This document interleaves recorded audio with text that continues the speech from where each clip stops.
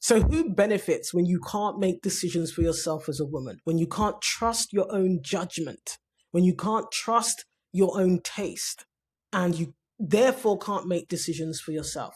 This is really important for you to think about, because quite often a lot of women are incapable of making decisions for themselves. Okay, I talk about the difference between legal adulthood, biological adulthood, and psychological adulthood. Psychological adulthood requires you build the competence and the ability to make decisions for yourself as a woman. It is a competency. It is also a muscle that we often have to develop as women. And all too often, this is why when you hear women, defer certain decisions to the men in their life in particular, okay, it's because they lack the ability to make decisions for themselves. And quite often, because of the way girls and women are socialized and conditioned, you are conditioned to believe that men make better decisions, that men are more logical. And we're going to talk about that today.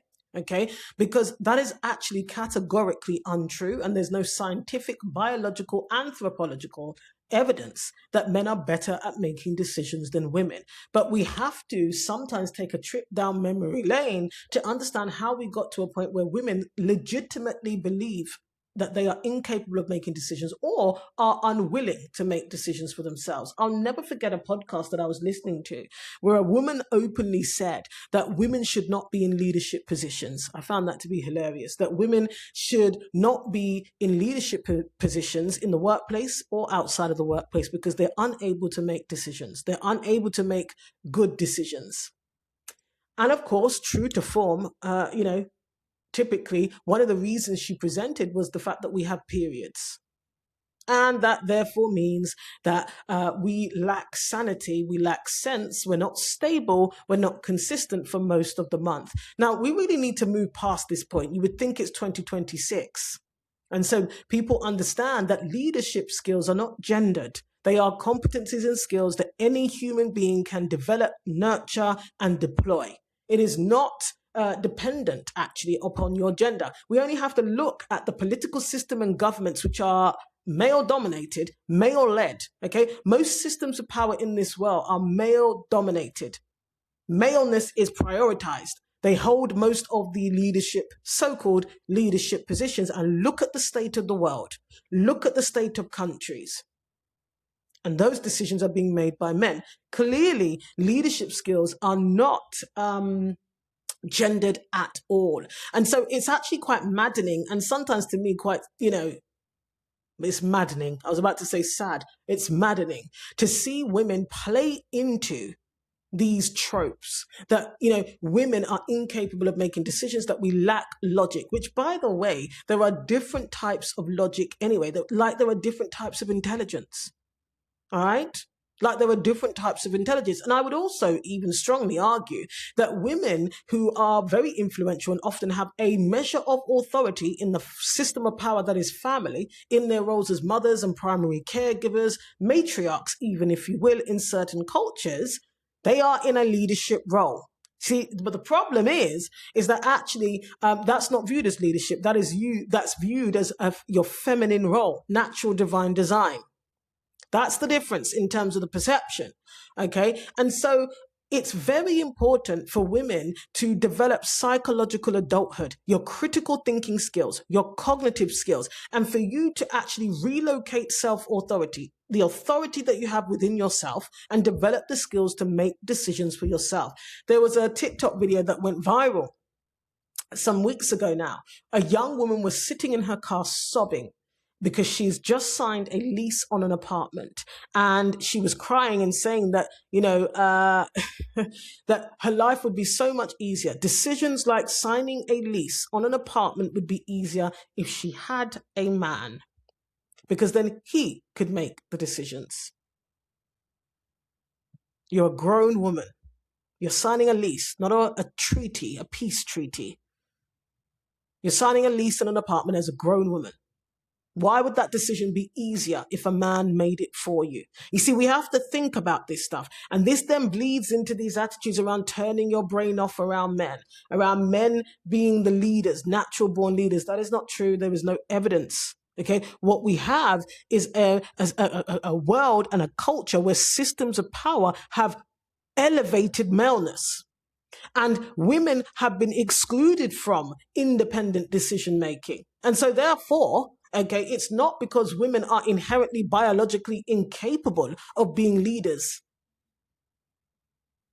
Okay, and it was interesting to see the comments under that young woman's video, because some people mocked her, some people laughed, okay, people called her dramatic, okay, but for her, that was a very emotionally significant experience, because she had to make a decision that maybe she'd been conditioned to believe on an intrinsic level, a decision that a man makes.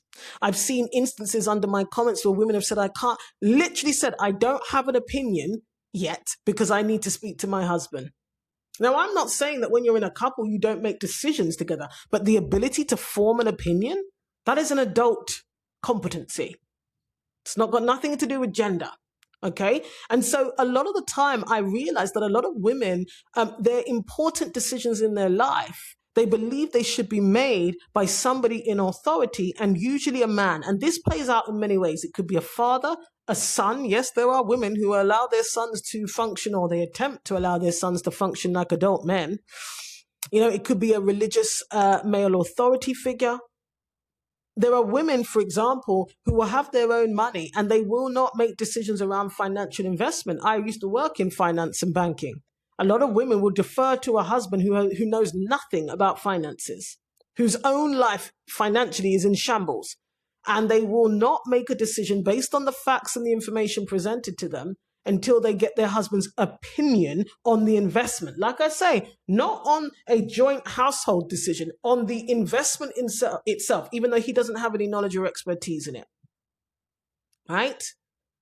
And this is reinforced over and over again in families, in institutions, in religion, in culture, in relationships. I mean, in my former religion, there were plenty of discussions, sometimes in publication. These are not just like, behind closed doors conversations around men being the ones to make the decision. And then when he makes a poor decision or the wrong decision, you must go along and support it. I knew from day dot I could never be a wife.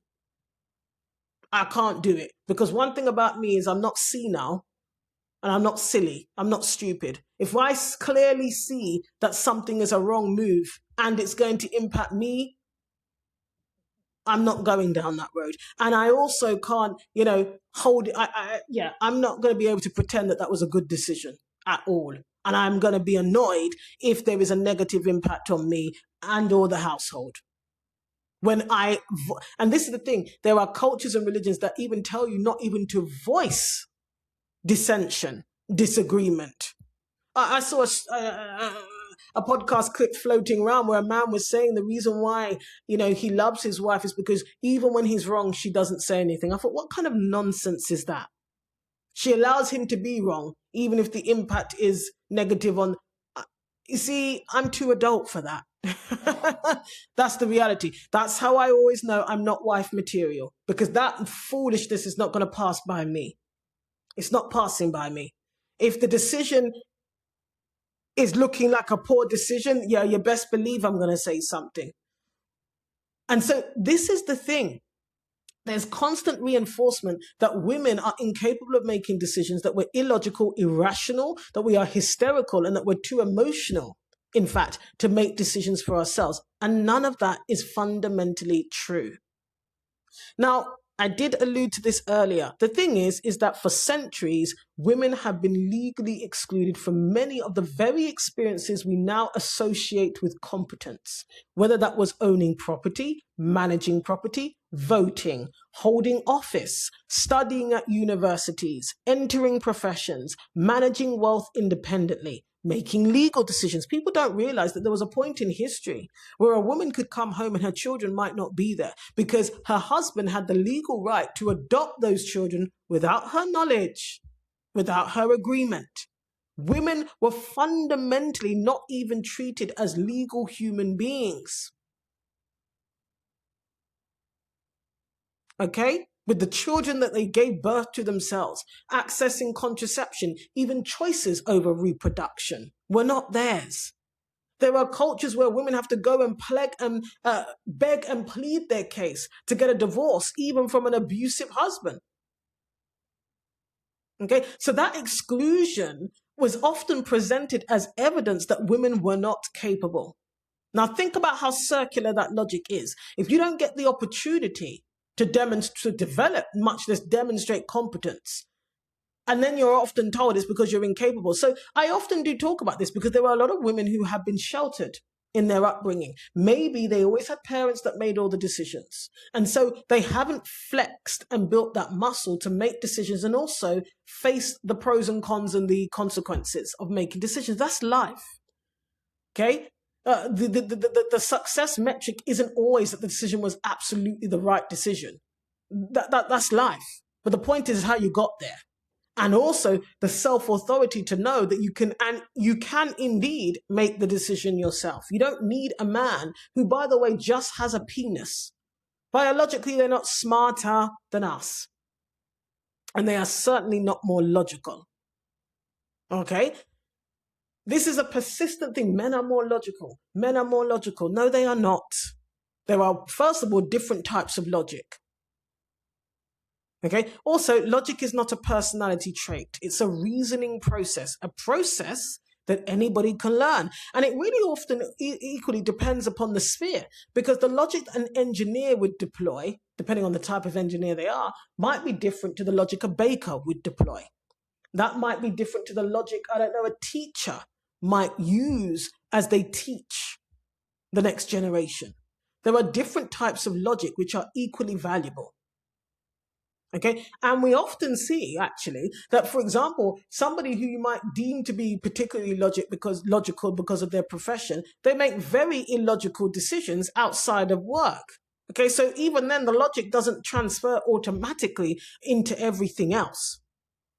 All right, you can be emotionally immature and a very proficient scientist, right?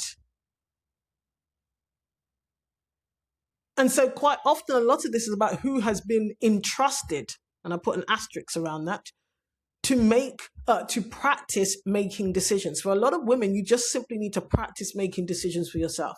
That's it. There is nothing wrong with you. There is no deficit. Okay, and let me tell you something. The cost of not making a decision for yourself, the cost of not being able to form views for yourself is great for women. We live in a world that if you don't know who you are, and if you decide not to make decisions, the world will make decisions for you. And the outcomes of those decisions are not always beneficial or favorable to you. This is why we see women end up destitute, penniless, because they have allowed a man to make all the decisions for them.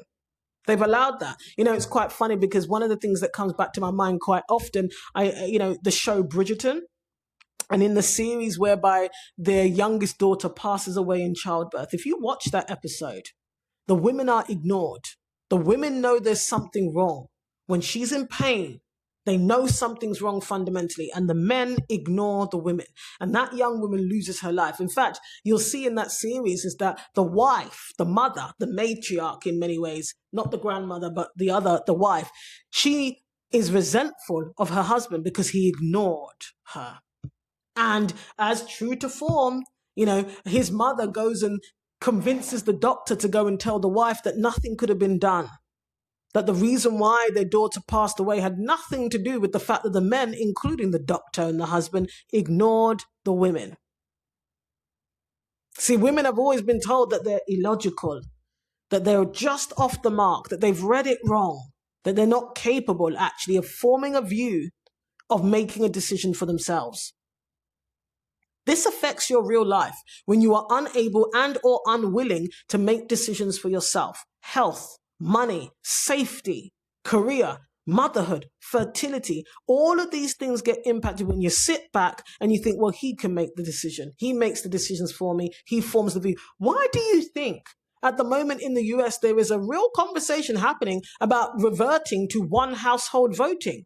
And there are women openly saying that they believe that the man makes the decision, that his decision reflects theirs, that they don't need their own voice. They don't need to be deemed as a legal entity, as a legal human being in their own right.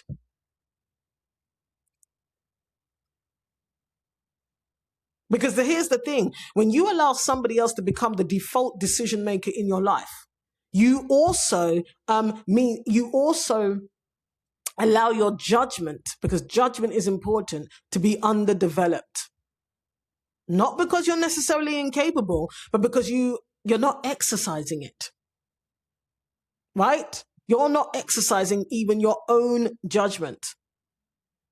Okay, so it's very important for you to think seriously about the situations in life, the spheres of life, where you are abdicating your responsibility as an adult human being that happens to be a woman to make your own decisions and form a particular view. Now, in the Invisible Contract Audit Workbook, which is somewhere in the link, you literally can sit down and look at the different spheres and domains of life and the areas in which you are abdicating your self-authority. And actually you're obeying these invisible contracts, like the one that says that men are more logical than women and that women are incapable. And actually, in some cultures and religions, the belief is that you have no right to make that decision. Fundamentally, you have no right to make decisions for yourself.